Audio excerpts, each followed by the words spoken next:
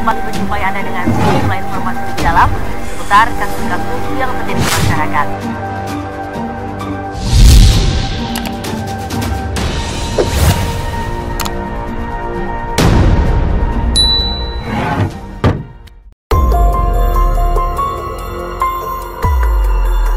Selamat pagi pemirsa, kali ini Fokus Kasus kembali menjumpai Anda dengan sejumlah informasi lebih dalam seputar kasus-kasus yang terjadi di masyarakat. Kali ini Fokus Kasus akan mengetengahkan mengenai tewasnya lelaki setengah baya. Diduga kuat wanita yang memiliki hubungan gelap dengannya terlibat dalam kematian korban.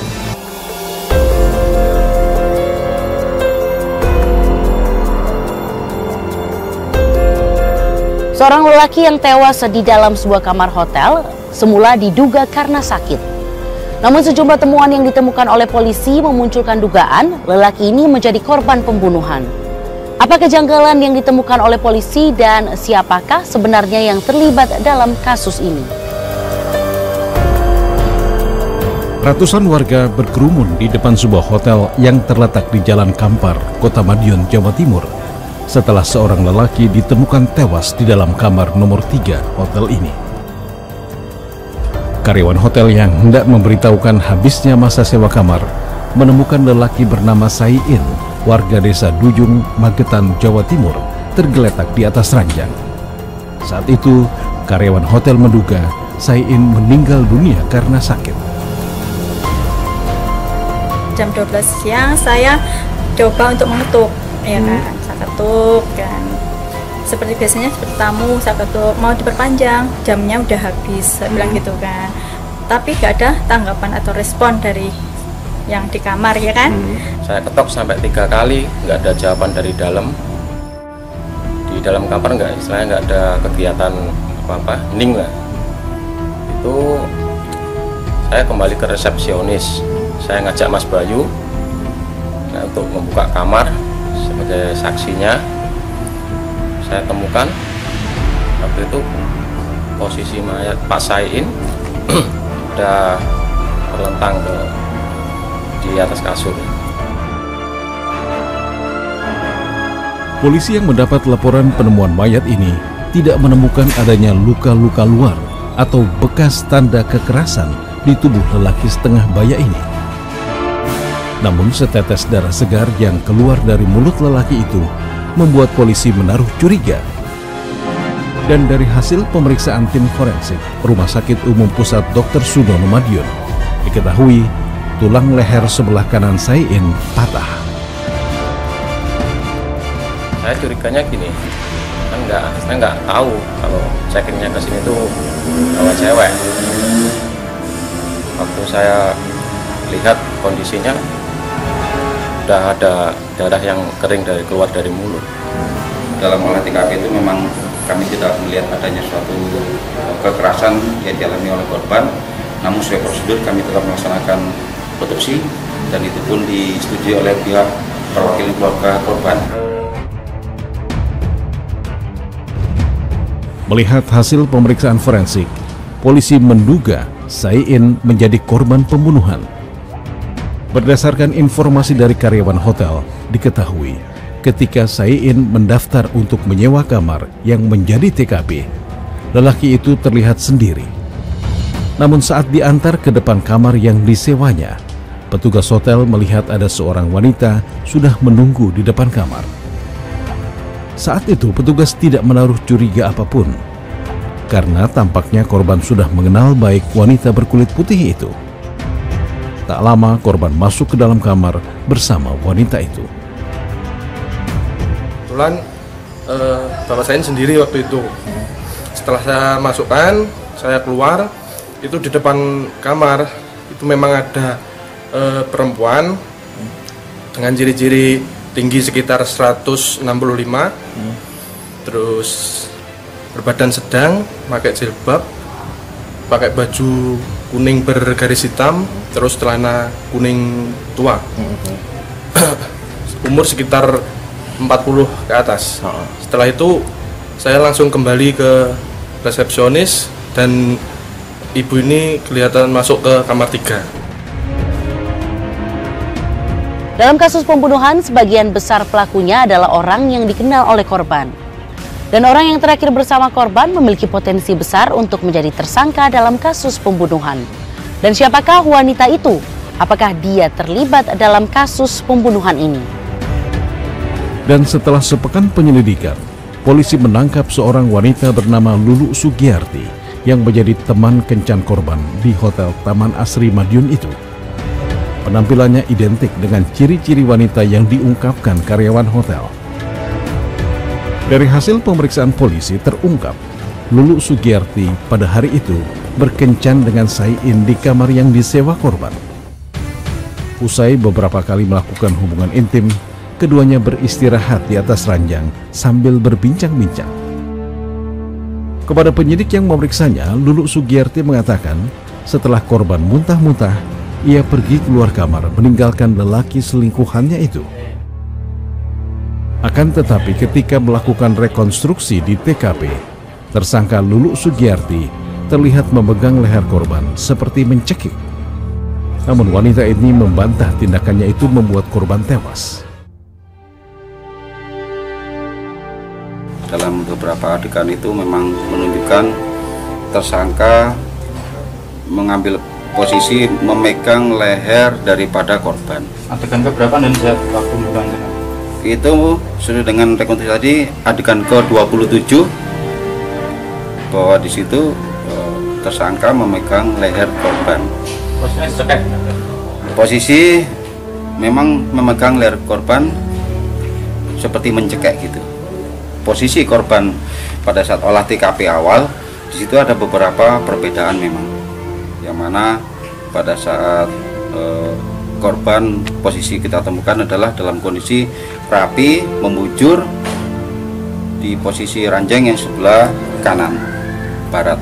Namun dalam rekonstruksi tadi dari tersangka menunjukkan bahwa posisi korban adalah posisi agak miring melintang seolah seperti mau muntah ke sebelah baratnya tempat tidur atau ranjang. Dari hasil olah TKP diketahui uang tunai milik korban sebanyak 3 juta rupiah dan telepon genggamnya hilang saat korban ditemukan tewas. Namun saat polisi membekuk Lulu, telepon genggam milik korban berada di tangan wanita itu. Hasil otopsi menyatakan bahwa korban meninggal karena tulang rawan di leher yang patah. Kemudian korban mempunyai riwayat hubungan gelap dengan tersangka. Harus dari pelaku sendiri melakukan pembunuhan ini apa ya? Sementara ini yang tersangka mengaku memerlukan uang karena dia terlibat beberapa hutang di kampungnya. Lulu Sugiyarti masih menyangkal keterlibatannya dalam kematian lelaki yang menjadi pasangan selingkuhannya. Karena itu, polisi masih menyelidiki kemungkinan ada orang lain yang terlibat dalam kasus pembunuhan ini. Berawal dari kerap beradu pandang mata, hubungan antara korban dengan tersangka terjalin. Lalu apakah keluarga korban mengetahui hubungan terlarang ini? Keluarga mendiang Saiin di Desa Duyung, Magetan, Jawa Timur masih berduka dengan meninggalnya kepala keluarga mereka. Rasa sedih itu makin dalam tatkala muncul informasi mengenai dugaan Saiin tewas tidak wajar. Bukan karena serangan jantung seperti diberitahukan sebelumnya. Keluarga korban tidak mengira Lulu Sugiyarti, wanita yang tinggal di seberang rumah mereka, terlibat dalam kematian Saiin. Karena selama ini hubungan antara keluarga korban dengan keluarga Lulu terhitung sangat baik. Lulu kerap meminjam uang, perhiasan, hingga surat kendaraan bermotor untuk digadaikannya. Kendati pernah mendengar ada berita burung mengenai kedekatan Lulu dengan suaminya, namun istri korban tidak pernah menanggapinya karena tidak pernah terlihat langsung keduanya bermesraan. Bahkan 2 hari sebelum ditemukan tewas, istri korban pernah meminta tolong kepada tersangka untuk menelpon Saiin untuk mengetahui keberadaannya. sebelumnya belum pernah mengira gitu, menduga kalau bapaknya ini itu ada hubungan khusus atau selingkuh lah gitu dengan Lulu itu. Tidak pernah curiga, Bu, ya? Bukan curiga belas dulu, tapi tiang Jawi pemanu pun undang nggak. Oh, tiang Jawi sami ngertos. Oh.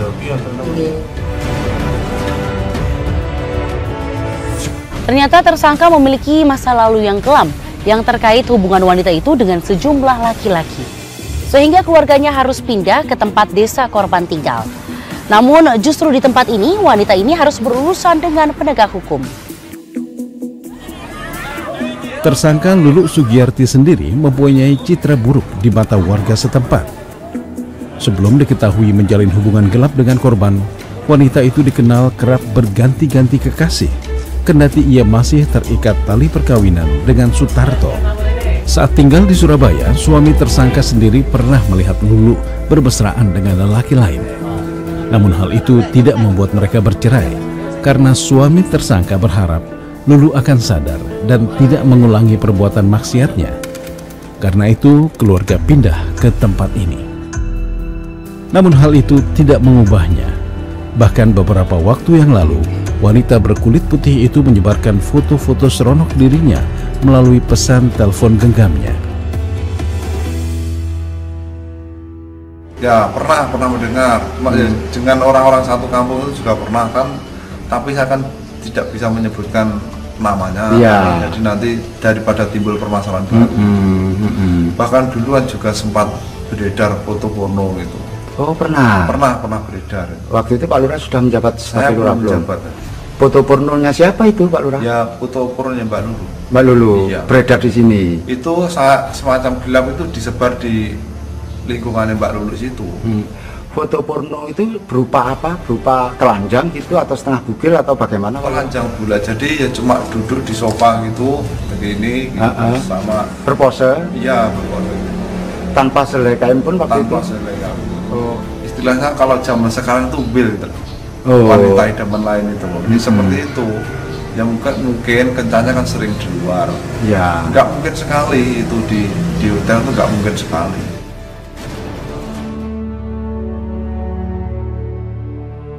Kebanyakan orang menjalin hubungan gelap awalnya untuk kesenangan belaka. Namun dalam sejumlah kasus yang terjadi, hal ini justru menimbulkan masalah baru, baik bagi salah satu dari pasangannya atau kedua-duanya. Dan apa bentuk sanksi untuk wanita itu yang tetap menyangkal membunuh kekasihnya? Polisi menemukan sejumlah bukti-bukti akan keterlibatan Lulu Sugiyarti dalam tewasnya Saiin di kamar hotel ini. Namun demikian, hingga rekonstruksi dilakukan, polisi menjerat tersangka dengan pasal 360 KUHP mengenai pencurian dengan menggunakan kekerasan, karena diduga mengambil uang tunai dan telepon genggam korban.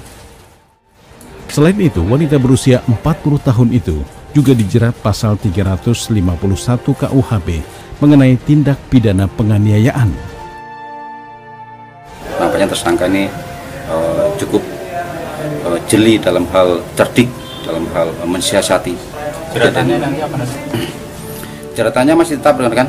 Jadi kita terapkan pasal 365 KUHP ayat 3 dan 4, kemudian 351 ayat 1 dan 3, kemudian 338. Berarti belum mengarah ke tersangka pembunuhan ya? Mengarah sekali. Kami yakin nanti mudah-mudahan pertimbangan hakim dan hasil pemeriksaan tambahan kami nanti bisa menjadi pertimbangan jaksa selaku penuntut umum. Dari beberapa kasus yang ada, sejumlah pasangan selingkuh tewas di tangan kekasihnya. Hal ini dapat terjadi karena kemampuan individu dalam mengelola konflik yang terjadi dalam suatu hubungan dapat mempengaruhi perilaku seseorang terhadap pasangannya. Seseorang berpotensi melakukan tindakan agresif bila gagal mengelola tekanan akibat konflik yang muncul. Jadi yang namanya konflik itu bisa menimbulkan seseorang emosional, dan kalau orang udah emosionalnya intens, ya itu pola pikirnya dia nggak pernah bisa clear.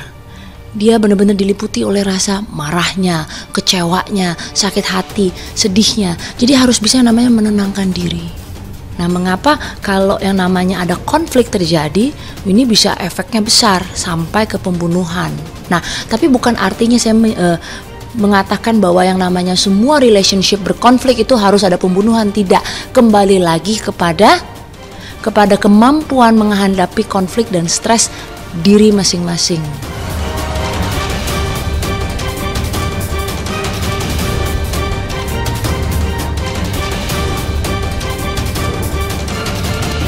Tayangan tadi menutup perjumpaan kita dalam Fokus Kasus. Semoga informasi yang kami sampaikan bermanfaat bagi Anda.